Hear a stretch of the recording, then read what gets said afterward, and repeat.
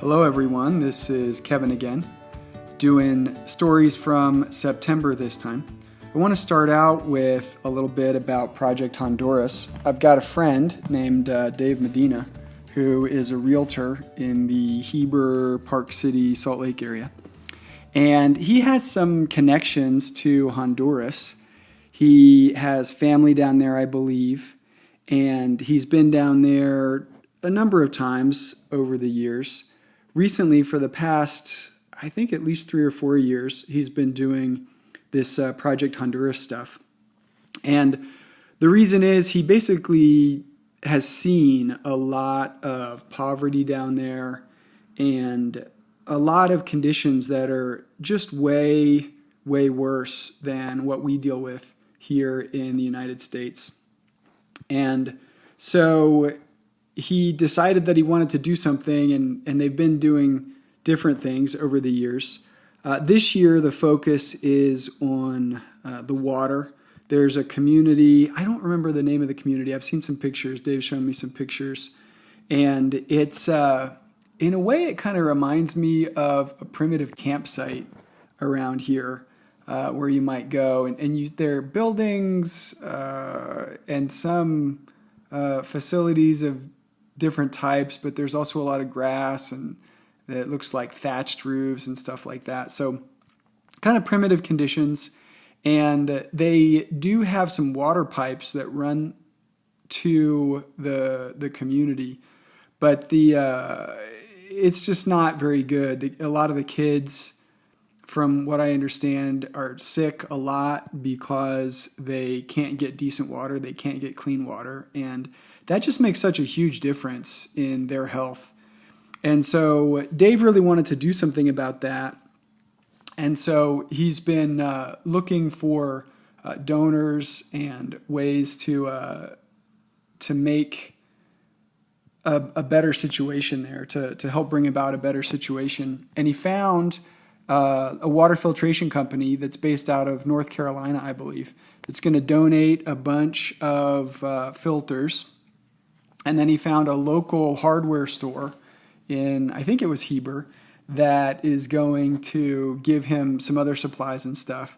And so we're going to be able to go down there and install all this fairly primitive water filtration stuff. But still, I think it's going to make a big difference for the kids down there and for the rest of the community who have a really hard time getting good clean water to drink, good healthy water to drink. So I thought that was really cool. There's also a need for maternity care packages. They have very primitive healthcare facilities. I believe there's a kind of hospital there, but it's just nothing like the hospitals that we have here in the United States. And so we're going to bring down some basic supplies, flip-flops. A lot of the women there, bare feet. So we're going to get them some flip-flops and then some other things. The babies are typically wrapped in newspaper, so we're going to bring some blankets and stuff like that and other things to help them in that time of need that they have. And then also going to be doing some stuff with school supplies. Kids don't have books, they don't have pencils, they don't have just basic stuff. So we're going to be helping out with that. And as part of that, Dave and Project Honduras have organized a golf tournament in the canyons on Saturday, the 29th. So it's over in the Park City area. I'm not a huge golfer, but I like to watch the game sometimes, and I'm going to be out there helping out with stuff. And they are still looking for people, I believe, who want to go out. So if you like to play golf, or if you know people who like to play golf that would like to participate in a charity golf tournament this weekend, then let me know, and I can get you or them a website where they can go to register and help out with the project there, with the fundraising there. So that's that. The next thing I wanted to talk about is the Brett Kavanaugh nomination. And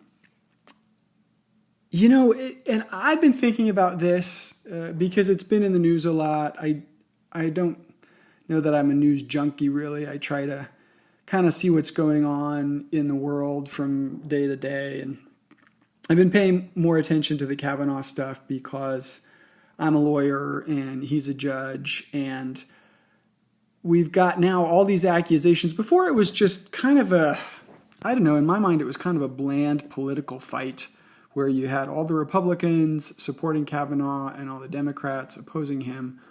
And that's really nothing new. I think we've seen a lot of that where it's very partisan, Republicans fighting for one thing and Democrats fighting for very different things, and just very much at odds and loggerheads with one another. But then just recently we've seen these accusers come out, Ford and Ramirez, and then there's a story of a mystery accuser that apparently is going to reveal herself on Thursday. And I'm looking at all this and I'm thinking, what are we supposed to think about all of this? And to me, one of the central questions is who is not telling the truth? Because someone's not telling the truth, right?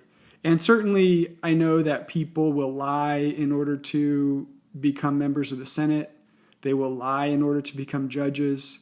But on the other hand, I also know that people will lie in order to keep people out of the Senate, and people will lie in order to keep people from becoming judges under certain circumstances. So I've been looking at this, and I think what it's ultimately going to come down to is what the senators feel good about.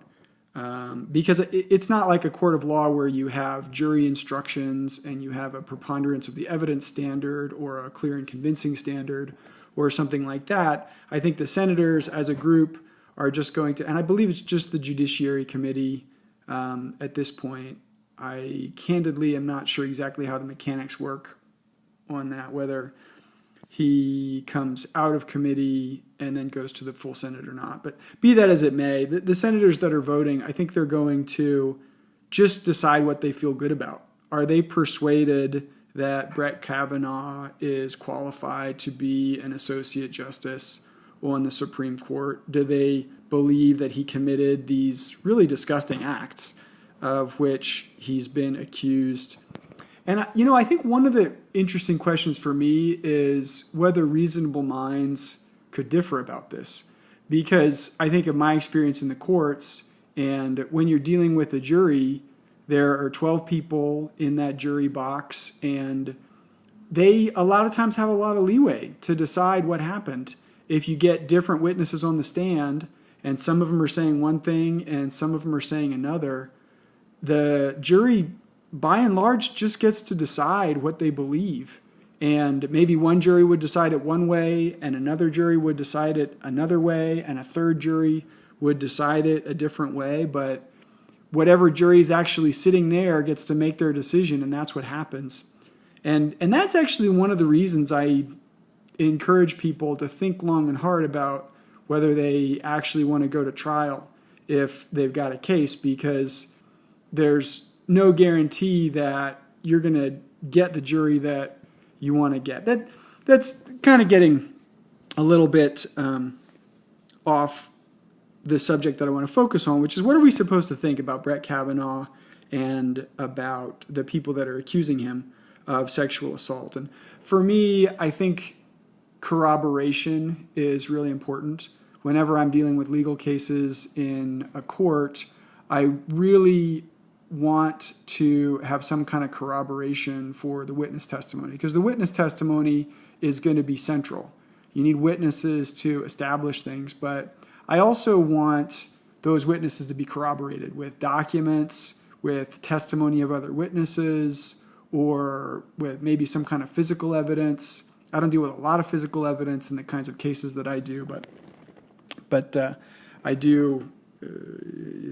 I guess I might at some point have need to bring in an item of physical evidence.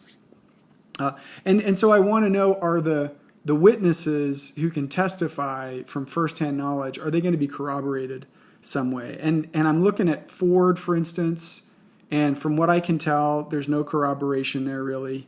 Ramirez, no corroboration. In fact, there's so little corroboration that the New York Times wouldn't even run the story.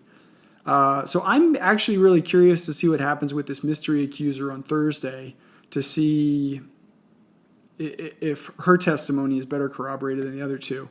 Because I know that Me Too has been a big thing. I'm actually a supporter of the Me Too thing in a lot of ways. I think that the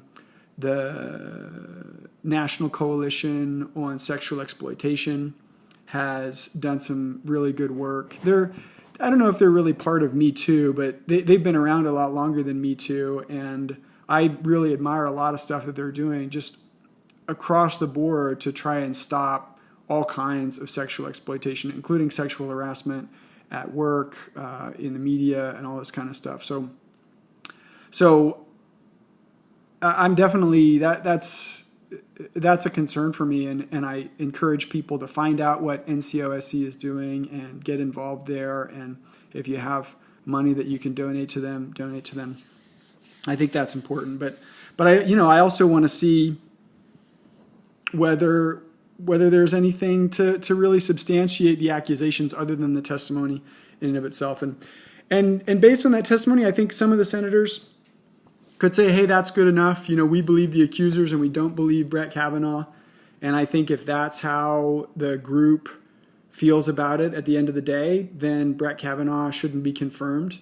And I think if there's really no corroboration and there are a bunch of people accusing Kavanaugh and the senators feel like, hey, we believe Kavanaugh and not the accusers, I think they're really entitled to make that decision. So I'll be curious to see what happens there. He'll have a voice if he does get confirmed. He'll have a voice in some important cases that come down the pipe. So that'll be interesting. And getting towards the end of my time for this month, but I wanted to talk a little bit again about American Fork Canyon, just because I sometimes feel like I get kind of cooped up, like I'm not exercising as much as I want to be. I used to be really physical when I was a kid. I did swimming for a lot of years, which is a lot of exercise. I got into Taekwondo. I was into theater. I thought all that stuff was fun, very physical. And now I spend a lot of time doing office work, which I like. I guess with some qualifications I like. But I do want, when Saturdays roll around, it's so nice to be able to take a couple hours and just go out there to the canyon. And I don't know if you guys have spent any time up in American Fork Canyon lately, but the weather is changing. It's getting cooler. The fall colors are coming out up there. We've got all the stuff that's burning down to the ground down south, and that's so sad. I've been following that stuff and watching that stuff with interest, watching the progress of the Pole Creek fire and the Bald Mountain fire. I talked with a friend of mine just the other day who was affected by that. She lives in, I think it's Woodland Hills, it's called. Had to evacuate her house. So unfortunate. But just wanted to remind everybody that's listening out there, there's some beautiful countryside. And if you get out, I was out in the Mill Canyon area and the Bear Hollow area just recently, breaking pine needles. I really like the smell of broken pine needles. It smells so good. Found some wild elderberries, got to eat those. Been enjoying crushing maple leaves under my feet. So lots of good stuff. So we're running out of time for this month, but it's been a good month. There are some stories and some thoughts of mine. And if you made it this far, thanks again for listening and have a great one. Bye.